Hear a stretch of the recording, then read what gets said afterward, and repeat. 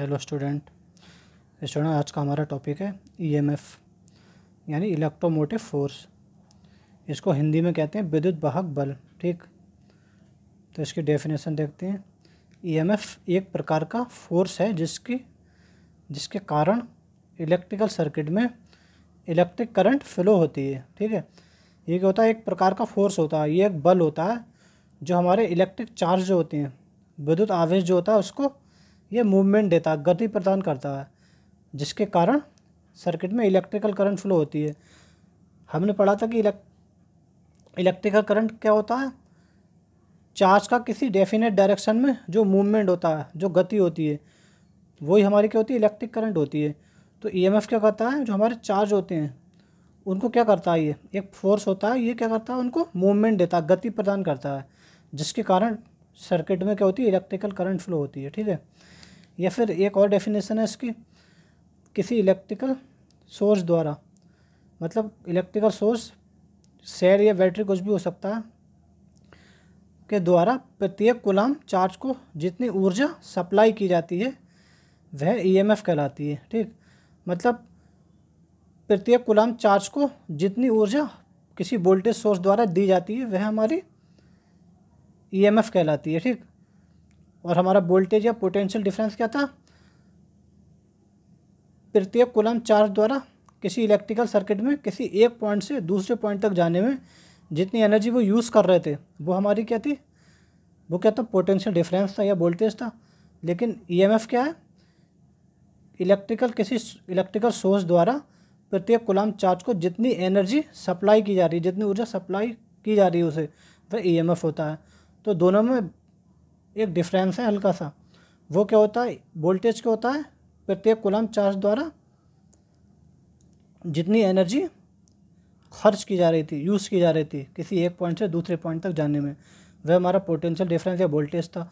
और यहाँ पे जितनी सप्लाई दी जाती है वोल्टेज सोर्स द्वारा प्रत्येक कूलम चार्ज को, मतलब उसको जितनी एनर्जी की ज़रूरत होती है वह क्या कहलाता है, हमारा ईएमएफ कहलाता है।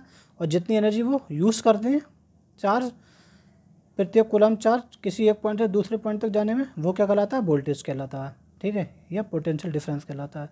तो ईएमएफ का भी यही फॉर्मूला होता है, E = W/Q। W क्या है, किया गया कार्य, मतलब जो एनर्जी सप्लाई की जा रही है वो, और ये क्या है हमारा कूलम, मतलब चार्ज। तो इसकी यूनिट क्या हो जाएगी हमारी, जूल पर कूलम या वोल्टेज। ठीक है, तो ये क्या हो गया, हमारा ईएमएफ हो गया, इलेक्ट्रोमोटिव फोर्स। अब नेक्स्ट टॉपिक है हमारा ओम्स लॉ या ओम का नियम, हिंदी में कहेंगे इसको ओम का नियम। ठीक है, इसको देखते हैं ये क्या होता है।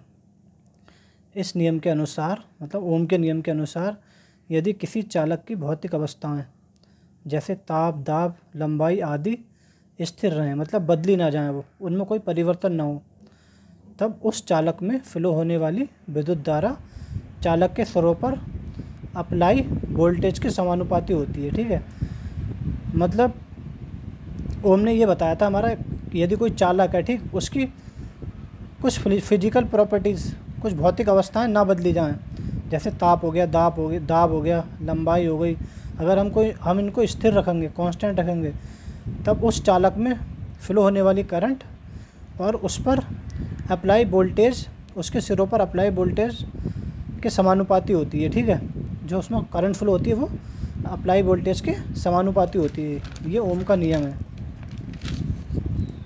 ठीक, तो हम देखते हैं, मान लो ये कोई सर्किट है, ठीक, ये कोई चालक है जिसका रेजिस्टेंस R है, और इसको जब हमने इस वोल्टेज B वोल्ट के वोल्टेज सोर्स द्वारा जोड़ा तो इसमें I करंट फ्लो हो रही है। ठीक, मतलब चार्ज फ्लो हो रहे हैं यहाँ से लेके यहाँ तक। ठीक, तो माना किसी चालक पर अप्लाई वोल्टेज V है तथा उसमें फ्लो होने वाली करंट I है। ठीक है, कोई चालक है, मान लिया हमने AB कोई चालक है हमारा, ठीक, जिसके दो सिरे, एक सिरा A है, एक सिरा B है। ठीक है, इस पर हमने B वोल्ट का वोल्टेज सोर्स लगाया और इसमें I एम्पियर करंट फ्लो हो रही है। ठीक, तब अकॉर्डिंग टू ओम्स लॉ, ओम के नियम के अनुसार क्या होगा, इस कंडक्टर में, इस AB चालक में फ्लो होने वाली करंट क्या होगी, I, इसके सिरों पर लगाया गया वोल्टेज इसके समानुपाती होगी, ठीक। तो I directly proportional to V मतलब, या फिर be directly proportional to I. तो जब प्रोपोर्शनल का साइन हटाते हैं तो एक कांस्टेंट आता है, तो यहाँ पे हमने प्रोपोर्शनल का साइन हटाया तो यहाँ पे एक कांस्टेंट आया आर, ठीक है। जहाँ आर एक कांस्टेंट है जिसे चालक का प्रतिरोध मतलब रेजिस्टेंस कहते हैं, ठीक। ये क्या है, कांस्टेंट वैल्यू है जिसको चालक का प्रतिरोध या रेजिस्टेंस कहते हैं, ठीक। इसका मात्रक ओम होता है, ठीक है। इसका मात्रक ओम होता है, ठीक। तो ये क्या होगा हमारा R equal to V upon I. ये क्या है, कांस्टेंट है, मतलब वोल्टेज और करंट का जो हमारा रेशियो रहेगा, अनुपात रहेगा, वह हमेशा क्या रहेगा, कांस्टेंट रहेगा। मतलब B upon I equal to constant. तो V one upon I one equal to V two upon I two, ऐसे आगे V N upon I N. मतलब ये हमेशा क्या रहेगा, एक कांस्टेंट रहेगा, ठीक है। वी अपॉन आई का जो हमारा रेशियो है ओम के नियम के अनुसार ये सदैव क्या रहेगा, कांस्टेंट रहेगा, एक स्थिर वैल्यू रहेगी ये, ठीक। यहाँ हमने बता भी दिया, अर्थात वोल्टेज और करंट का रेशियो सदैव कांस्टेंट रहता है, ठीक है। अब यदि हम वोल्टेज और करंट के बीच में ग्राफ खींचेंगे, मान लो एक्स एक्सेस पे हमने करंट को लिया और वाई एक्सेस पर वोल्टेज को लिया, तो इनके बीच जो हमारा ग्राफ होगा ना वो सदैव लीनियर रहेगा, ठीक है। एक सरल रेखा होगी, लीनियर लाइन होगी, ठीक है। तो ओम के नियम के अनुसार जो वोल्टेज और करंट में जो हमारा एक रिलेशन होगा वो हमेशा एक लीनियर रिलेशन होगा, ठीक। इन दोनों के बीच जो हम जो ग्राफ खींचेंगे वो हमेशा क्या रहेगा, एक स्ट्रेट लाइन रहेगा, ठीक है, सरल रेखा होगी हमेशा वो, ठीक। वोल्टेज और करंट के बीच सदैव लीनियर रिलेशन होता है ओम के नियम के अनुसार, ठीक है।